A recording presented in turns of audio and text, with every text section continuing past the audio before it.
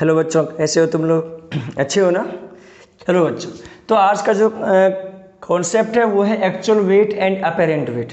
अब देखो, जो लेक्चर नंबर 3 था ना, 3, उससे मैंने टेंशन के बारे में बताया था, टेंशन कैसे क्या होता है, ठीक है ना।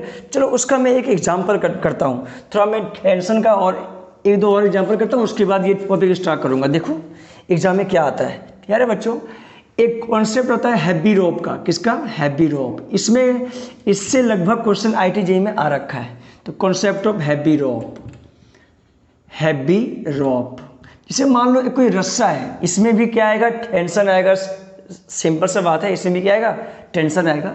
हैवी रोप, जिसे मान लिया कि ये कोई हैवी रोप है, जिसे मान लो हैवी रोप है, ऐसा रखा हुआ है सरफेस पे, ठीक है, ऐसा सरफेस पे रखा हुआ है, मास m और लेंथ l का रखा हुआ है, कोई दिक्कत नहीं है। और यहाँ पे फोर्स लगाया प्यारे बच्चों, क्या लगाया? यहाँ पे फोर्स लगाया। बोलता है इसमें कि फाइन टेंशन, बोलता है कि रस्सा में बताओ टेंशन, तो find tension at distance x from the point where force is exerted, जहाँ से फोर्स लगाया गया है वहाँ से x की दूरी पे बताओ कितना टेंशन होगा, जहाँ से फोर्स लगाए वहाँ से x की दूरी पे।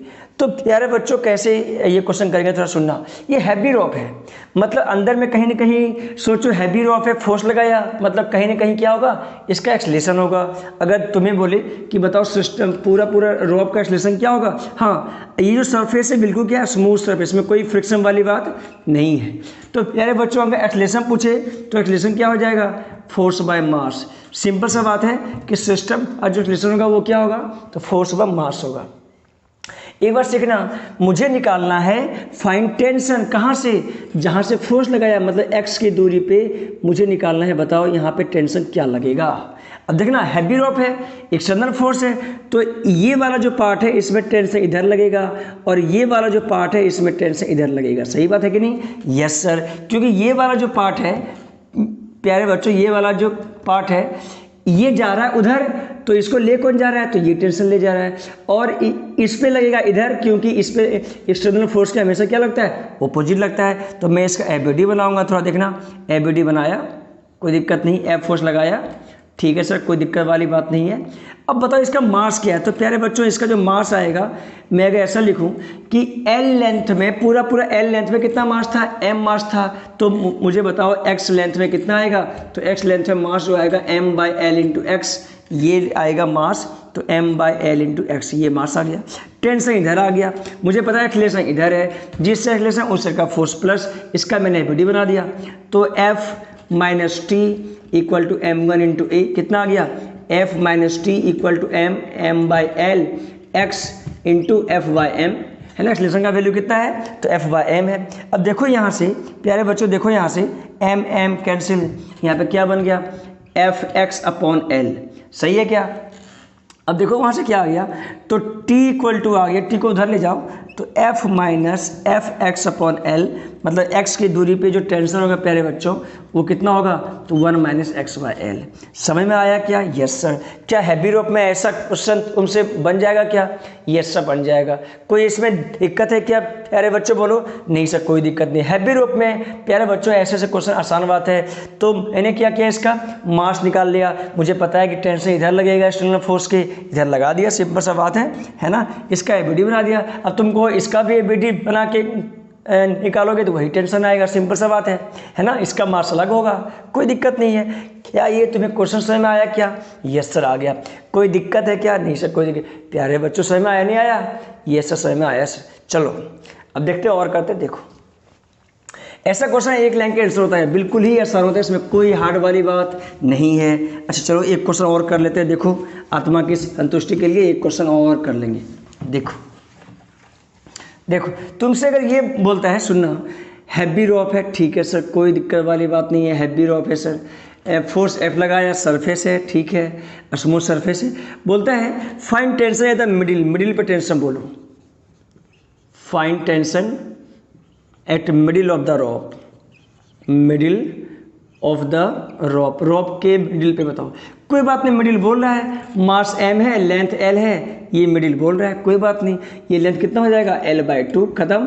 टेंशन देखो तो ये वाला जो है इस पर टेंशन इधर लगेगा और ये वाला जो इस पर टेंशन इधर लगेगा, सिंपल सा बात है। तो इसका एबीडी बना लो, सिंपल सा लॉजिक है। अब मुझे पता है ये लेंथ हाफ है तो मास हो जाएगा m/2, फोर्स इधर लग गया, इधर टेंशन लग गया, है कि नहीं। एक्सेलरेशन मुझे पता है, एक्सेलरेशन कितना है प्यारे बच्चों, तो force by mass, total acceleration वही होगा। Yes sir. अब लगा दो, जिस एक्सेलरेशन उस साइड का फोर्स प्लस, तो F - T equal to ma m/2 into a, m/2 a का वैल्यू कितना है प्यारे बच्चों, F/m। इसको सॉल्व कर दो, है ना। T बराबर कितना आ गया, F/2 कितना आ गया प्यारे बच्चों, तो F/2 टेंशन आएगा कहाँ पे, तो मिडिल पे। हो गया सॉल्व, ठीक है ना। तो कहीं भी मुझे अगर टेंशन निकालना हो तो मैं निकाल सकता हूँ, इसमें कोई दिक्कत वाली बात नहीं है। चलो बहुत बढ़िया है सर, अच्छा लगा सर, सीख गया मैं सर। चलो बहुत अच्छी बात है प्यारे बच्चों, क्या तुम सीख पाए क्या?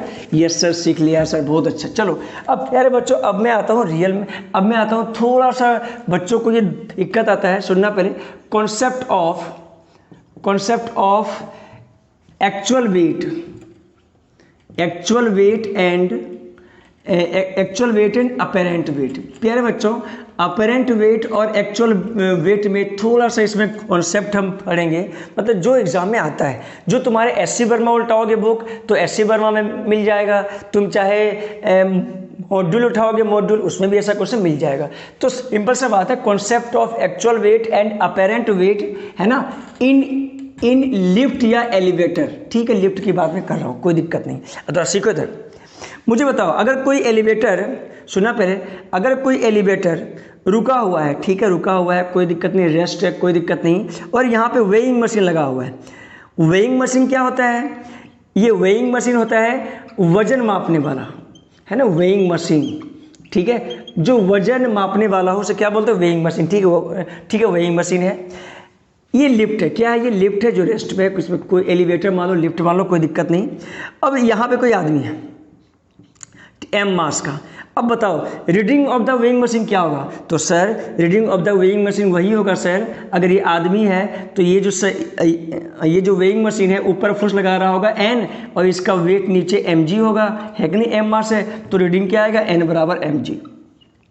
यही क्या है, तो यही है एक्चुअल रीडिंग, है कि नहीं, यही क्या है, तो एक्चुअल वेट है, ठीक है सर, कोई दिक्कत नहीं, यही क्या एक्चुअल वेट है। लेकिन अगर लिफ्ट को मैं मान लिया कि लिफ्ट को मैं कुछ एक्सेलरेशन दे दिया, प्यारे बच्चों सुनना, लिफ्ट को मैं क्या किया, ऊपर की ओर एक्सेलरेशन दे दिया a0 मीटर पर सेकेंड स्क्वायर, कोई बात नहीं, यहाँ पे वेइंग मशीन है, कोई दिक्कत नहीं। अब बताओ, अब अगर इसका मास m है तो अब बताओ इसका जो रीडिंग होगा वेइंग मशीन का वो क्या होगा, तो find the reading of the weighing machine. तो जो रीडिंग होगा वो क्या देगा, अपेरेंट वेट। एक्चुअल में वेट कितना है, तो mg है, एक्चुअल में रीडिंग क्या है, तो mg है। अब क्या देगा, अब देगा अपेरेंट। अपेरेंट मतलब होता है जो सही मायने में एक्चुअल नहीं है, जो एक्चुअल नहीं है उसे क्या बोलते हैं, अपेरेंट। हो सकता है कि वो एक्सेलेटेड हो सकता है या कुछ भी हो, सिंपल सा ये लॉजिक है। तो इसमें अगर पूछता है तो क्या कहेंगे हम, मुझे पता है कि इसका जो एक्चुअल रीडिंग है वो क्या है, इसका जो एक्चुअल रीडिंग है वो तो mg है। अब रीडिंग क्या होगा उसके बारे में डील करेंगे। अब थोड़ा देखना, अब क्या करोगे, अगर तुम ग्राउंड से ऑब्जर्वेशन कर रहे हो, अगर तुम ग्राउंड से ऑब्जर्वेशन कर रहे हो कि लिफ्ट ऊपर की ओर जा रहा है, तो प्यारे बच्चों मुझे लगेगा, सुनना पहले, मुझे लगेगा कि इस आदमी पे ऊपर फोर्स लग रहा है, ठीक है, वो नॉर्मल रिएक्शन है ना, वेइंग मशीन ऊपर लगा रहा होगा, ठीक है। सुनना, जो नॉर्मल रिएक्शन होगा ना प्यारे बच्चों, वही क्या देगा, रीडिंग देगा, चाहे वो एक्चुअल हो चाहे वो अपेरेंट हो। अपेरेंट मतलब क्या हुआ कि एक्चुअल क्या हुआ, एक्चुअल में जो उसका वेट हो। अपेरेंट मतलब हो गया कि किसी वजह से अगर वो एक्सेलरेशन हो रहा हो लिफ्ट, तो वेट में चेंज आ जाएगा, सिंपल सा बात है। तो मतलब जो नॉर्मल रिएक्शन होगा वही क्या देगा, तो रीडिंग देगा। अब प्यारे बच्चों देखो, वहाँ पे ऊपर n लग गया, नीचे mg लग गया, और जो ये वाला आदमी है उसे लगेगा कि इसका भी एक्सेलरेशन ऊपर की ओर हो रहा है, ठीक है, a0 मीटर पर सेकेंड स्क्वायर। अब मुझे पता है प्यारे बच्चों, जिस एक्सेलरेशन उस साइड का फोर्स प्लस, देखो मैंने इसका एबीडी बना लिया, किसका, आदमी का। क्योंकि मुझे पता है कि जो वेइंग मशीन है ऊपर लगाएगा फोर्स n, वही रीडिंग देगा। तो सोचो क्या होगा, जी से एक्सलेशन उस का फोर्स प्लस, तो n minus M G equal to M A naught. तो कितना आ गया प्यारे बच्चों, n बराबर M ji plus M A naught. ये क्या आ गया, ये आ गया अपेरेंट रीडिंग। क्या आ गया, ये अपेरेंट वेट आ गया, अपेरेंट वेट जो कितना है M ji plus M A naught. सही मायने में एक्चुअल वेट क्या था, एम जी था, अब कितना आ गया M G plus M A naught आ गया। मतलब एक्चुअल वेट इंक्रीज कर गया। मतलब अगर कोई लिफ्ट ऊपर जा रहा हो एक्सलेशन से तो क्या लगता है, तो नीचे की ओर फोर्स लगता है कि नहीं। तुम अगर झूले पर झूल रहा हो, झूले पे अगर याद करो तो जब तुम ऊपर की ओर जाते थे तो आराम लगता था, लेकिन जैसे ही ऊपर से नीचे आते थे तो लगता था कि शरीर थोड़ा सा हल्का हो गया है। हल्का मतलब क्या हुआ कि एन का वैल्यू उसमें डिक्रीज हो जाता था, और जब ऊपर की ओर चढ़ते थे तो क्या होता था, तो लगता था कि आराम से मैं बैठा हुआ हूँ, मुझे कोई दिक्कत नहीं हुआ है ना। मतलब नॉर्मल रिएक्शन सीट के साथ बना हुआ रहता था, और वो ज़्यादा रहता था कब, जब झूले में ऊपर की ओर जाता था तब। है कि नहीं सही बात, यस सर। तो देखो एक्चुअल में क्या हो गया, एक्चुअल में क्या होता है, एम जी अब कितना हो गया, M G plus M A naught. यही रीडिंग होगी, यही क्या हुआ अपेरेंट वेट, और यही हुआ reading of the weighing machine. Apparent weight ही क्या हुआ, तो reading of the weighing machine. तो प्यारे बच्चों बोलो समझ में आया नहीं आया, यस सर समझ में आ गया सर। क्या ऐसा क्वेश्चन बन जाएगा क्या, यस सर बन जाएगा सर। अब बताओ प्यारे बच्चों, अगर मैं इसको उल्टा कर दूं, अगर मान लो कि नीचे की ओर आ रहा है ए नॉट एक्सलेशन, अब बताओ क्या होगा। अब नीचे की ओर आ रहा है तो उस आदमी को लगेगा ठीक है, ये नॉर्मल रिएक्शन लगाएगा सर, कोई दिक्कत, नीचे एम जी है तो रिलेशन होगा नीचे, है कि सही बात, यस सर। तो अब इक्वेशन क्या होगा प्यारे बच्चों, जिससे रिलेशन उस का फोर्स प्लस, तो एम जी माइनस एन बराबर एम ए नॉट, तो M ji minus M A naught बराबर एन। अब देखो ये जो एन है यही क्या है, अपेरेंट, क्या है ये अपेरेंट रीडिंग है प्यारे बच्चों, मतलब अपेरेंट वेट है प्यारे बच्चों। देखो तो है कि नहीं, देखो एन कितना कम आने का मया, उसमें क्या था m ji plus M A naught, अब क्या आ गया M G minus M A naught आ गया, ठीक है ना। यही क्या है, तो अपेरेंट वेट है वेइंग मशीन का। ये क्या है प्यारे बच्चों, अपेरेंट वेट। ये बातें समझ में आई क्या, ये सर समझ में आई सर। तो मैं इसको कैसे लिखूंगा प्यारे बच्चों, मैं तीनों चीज़ों मैं एक बार एक करके लिख रहा हूँ। इसमें तीन बातें आ सकता है प्यारे बच्चों, क्या क्या सुनना। एक तो आ सकता है कि लिफ्ट जो है ये वेइंग मशीन है प्यारे बच्चों, ये वेइंग मशीन है, ये कोई आदमी है एम मास का, ऊपर की ओर जा रहा है, तो रीडिंग कितना आया, तो रीडिंग आ गया सर एन इक्वल टू ज़्यादा आएगा M ji plus M A naught, अभी आया था, यस सर। और जब वो नीचे की ओर आ रहा है, तो सर जब नीचे की ओर आ रहा है तो वेइंग मशीन का रीडिंग जो हो गया वो हो गया ये नीचे आ रहा है ए नॉट मीटर पर सेकेंड से, तो जो रीडिंग आ गया वो कितना आ गया M G minus M A naught. अब प्यारे बच्चों अगर मान लो लिफ्ट जो है वो कांस्टेंट वेलोसिटी से नीचे आ रहा हो, मान लो ये है ना वेइंग मशीन है, कांस्टेंट वेलोसिटी से नीचे आ रहा हो, कांस्टेंट वेलोसिटी कितने से, कांस्टेंट वेलोसिटी से नीचे आ रहा हो या तो ऊपर जा रहा हो, तो बताओ क्या होगा, कांस्टेंट वेलोसिटी से ऊपर आ रहा है मतलब नीचे आ रहा है।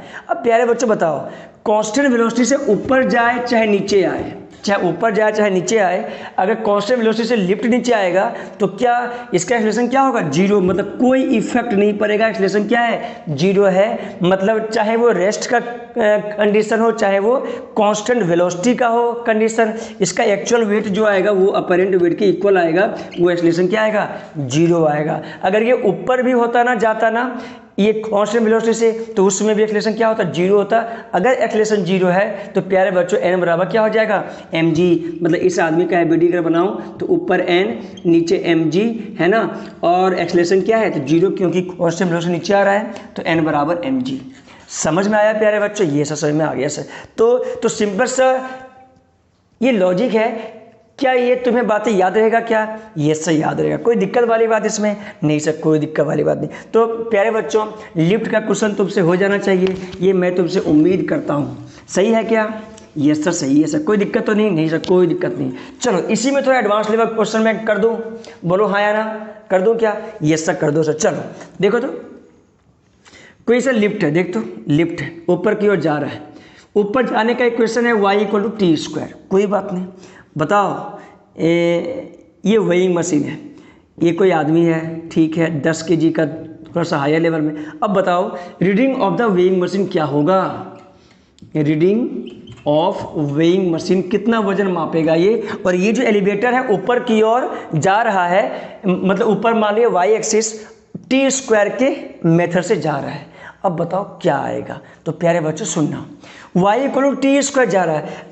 अब मुझे पता है कि मैं अगर यहाँ से देखूंगा तो मुझे लगेगा, सिंपल सा बात है, इस आदमी में क्या क्या लग रहा है फोर्स, ऊपर तो एन लग रहा है, नीचे mg, मास कितना है 10, तो 10 100 न्यूटन आएगा।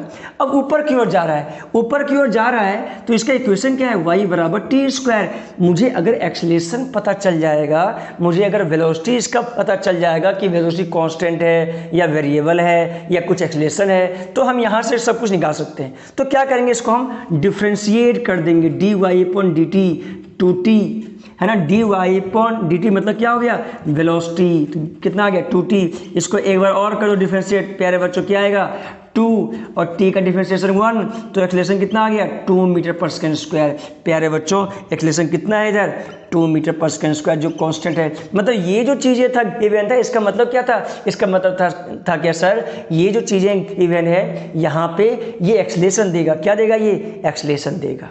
सिंपल सा लॉजिक है। तो कितना आ गया देखो, ऊपर एक्सेलरेशन तो n-100 बराबर m कितना 10 ma है ना, तो n कितना गया प्यारे बच्चों 120 न्यूटन, कितना गया प्यारे बच्चों, ये ma है ना, याद रखना। तो आ गया, सिंपल सा बात है। अगर इसी एलिवेटर को कुछ ऐसा देता है प्यारे बच्चों, सुनना, ऊपर की ओर जा रहा है, मान लो y बराबर y इक्वल टू टी, कोई बात नहीं, बोलता है वेइंग मशीन है सर, कोई बात नहीं, और यहाँ पे कोई आदमी है, कोई बात नहीं, 10 kg का। अब बताओ क्या रीडिंग है, तो y इक्वल टू टी दिया हुआ है, तो क्या करो, इसका एक्सेलरेशन निकाल दो। तो y बराबर T dy by D T, lift ऊपर की ओर जा रहा है इस इक्वेशन से, तो देखो dy बाई डी टी कितना, t का 1, तो ये आ गया वेलोसिटी, वेलोसिटी बराबर 1 dv बाई डी टी, क्या आ जाएगा 0, मतलब एक्सेलरेशन कितना आ गया प्यारे बच्चों 0 आ गया। समझ में आया नहीं आया, यस सर आया सर। एक्सेलरेशन 0 है मतलब क्या होगा, एक्चुअल वेट ही इसका क्या रीडिंग देगा, तो मतलब एक्सेलरेशन 0 आ गया प्यारे बच्चों। तो ऊपर n, नीचे 100 न्यूटन, सही बात है क्या, एक्सेलरेशन 0, तो n बराबर कितना आ गया प्यारे बच्चों 100 न्यूटन, यही क्या है, तो यही इसका रीडिंग है। समझ में आया नहीं आया, क्या ऐसा क्वेश्चन बन जाएगा क्या, ये सब बन जाएगा सर। प्यारे बच्चों अगर इसी में y equal to T cube कर दे तो क्या करोगे, तो sir y equal to T cube अगर कर देगा तो पूछेगा reading of the weighing machine in 1 second, 1 second में कितना है। तो देखो क्यों ऐसा करना पड़ेगा, मुझे पता है, अगर टी क्यूब रहेगा तो ये बन जाएगा 3t स्क्वायर, ये है ना 3t स्क्वायर बन गया है ना। अब ये क्या बनेगा, ये बन जाएगा 60, हाँ ये बन जाएगा 60।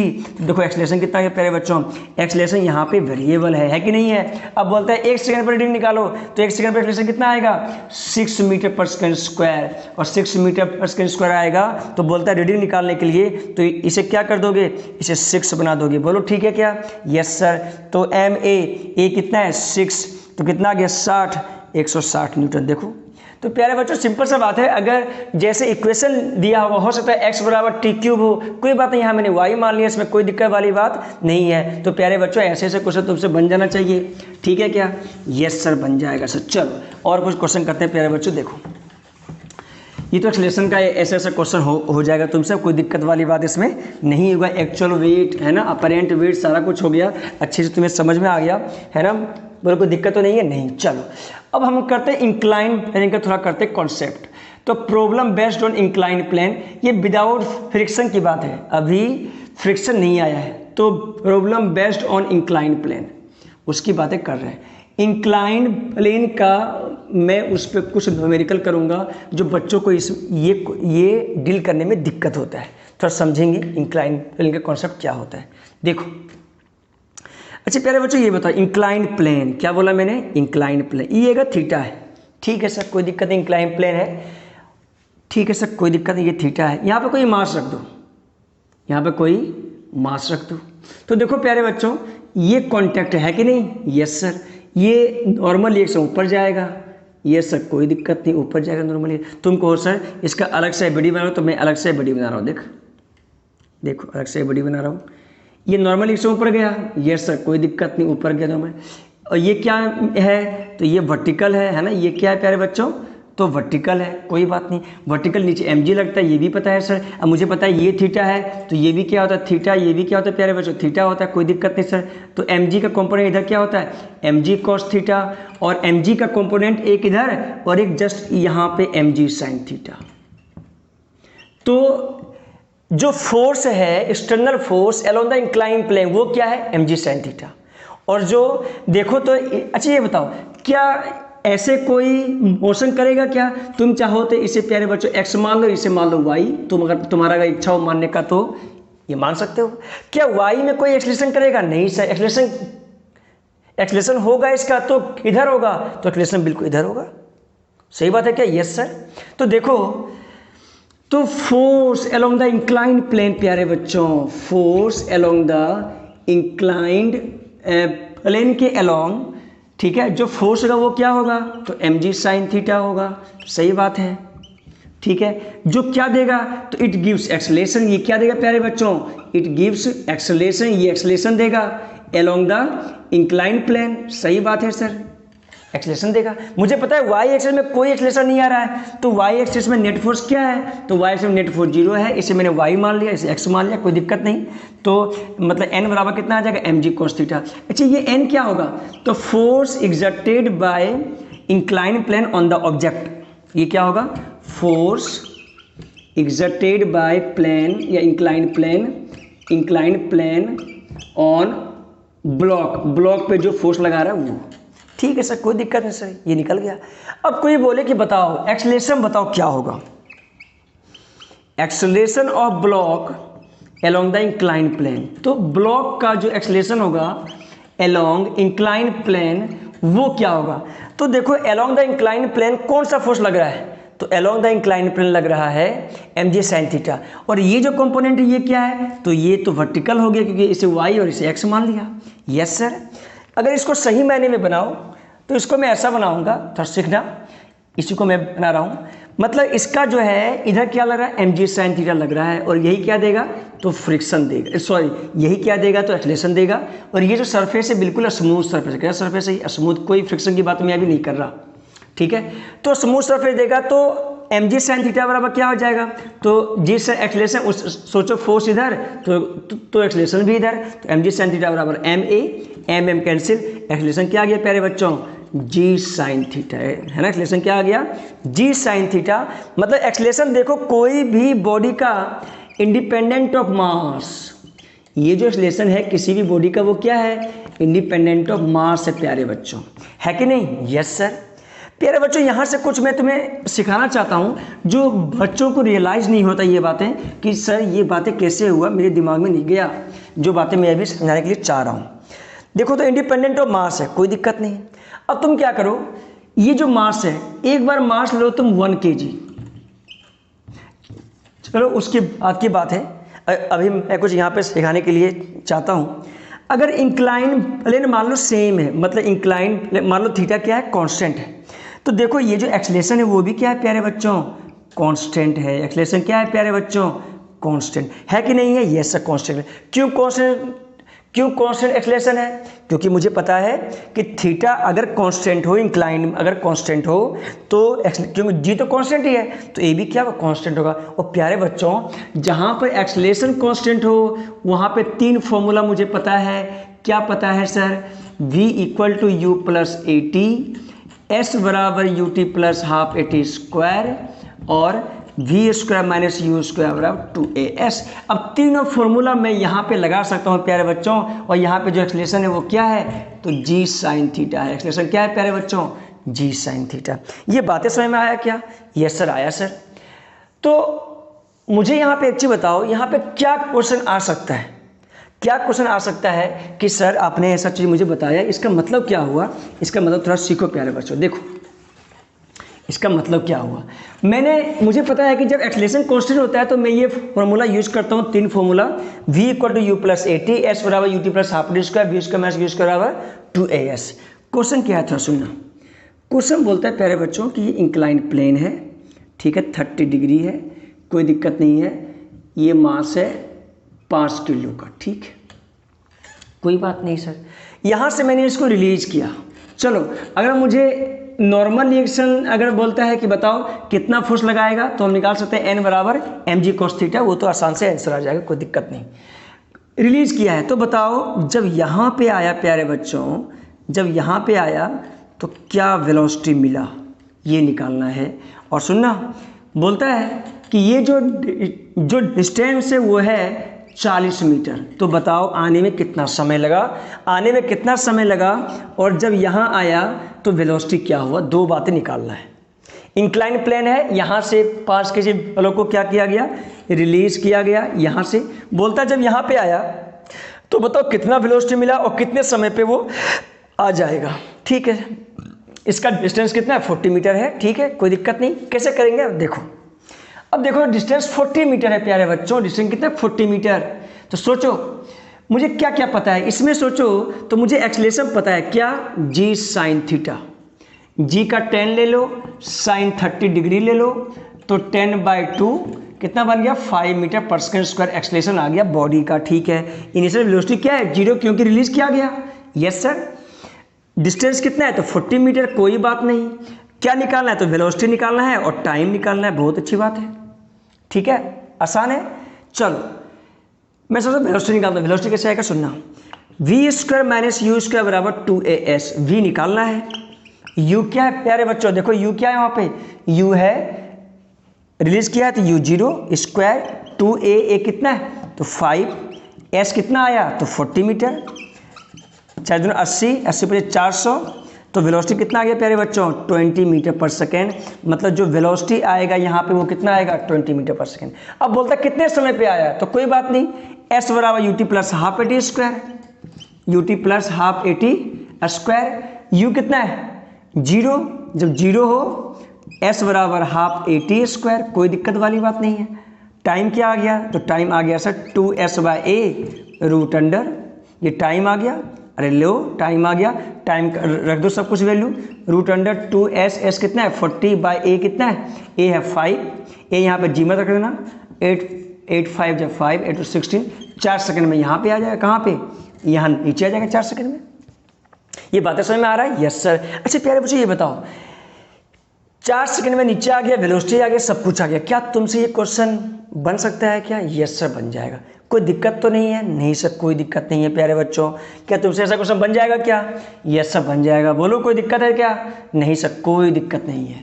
चलो प्यारे बच्चों अच्छा लगा, कोई दिक्कत ही नहीं है, तुम्हें समझ में आ गया, ठीक है क्या, यस सर। चलो